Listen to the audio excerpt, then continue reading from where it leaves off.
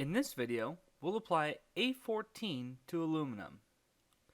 To start, we're going to use the Sculpt Nouveau metal cleaner and a Scotch-Brite pad like we do on most of our materials. As usual, there's multiple ways you can clean it. You can sandblast, you can use a sander, you can wire wheel. The thing with aluminum is that it's rather soft, so Scotch-Brite usually will work just fine. If you wanted to sandblast, the patina will come in much thicker and essentially more even and darker on that first initial coat. If you're going to use an orbital sander, I usually use about 180 grit, and that works well. Now, all of the birchwood KC patinas except for the gels come concentrated, which means you want to dilute them. You can dilute them with distilled water. And for A14, that's really important because otherwise it can fight against you. So I'm going to use a combination of 75% A14 and 25% distilled water.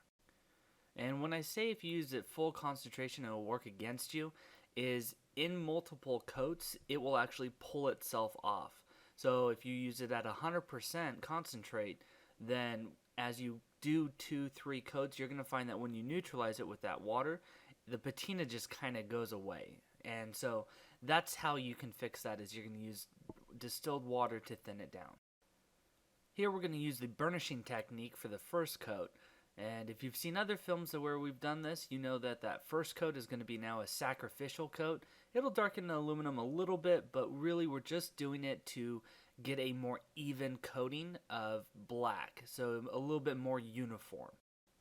I'm using the dark gray Scotch-Brite, but you can use a red or a green, as long as it's not the white or the really coarse green one, it should be fine. The goal here isn't to burnish off the patina, but more move it around and give it a little scuff and push the patina into the pores of the metal itself. We're still going to let that react for 3 to 5 minutes and then neutralize it with the water. And here we're going to go in with the same ratio, 75% A14, 25% distilled water.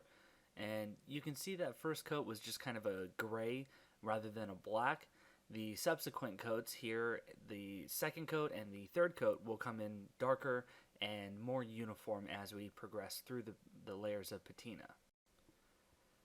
And so we let this react. Each coat I'm letting react for about 3 to 5 minutes and then rinsing with the water.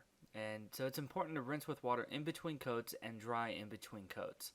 You don't want to try and go on top of a wet surface because then you're essentially almost neutralizing the patina as you're putting it on. So make sure you've got a dry surface. You don't need to heat it, but just paper towels and an air hose. One of those will work very nicely for the A14 on aluminum process. And if you've seen our other blackening videos, specifically for the stainless steel, you can use the patina stains over this as well.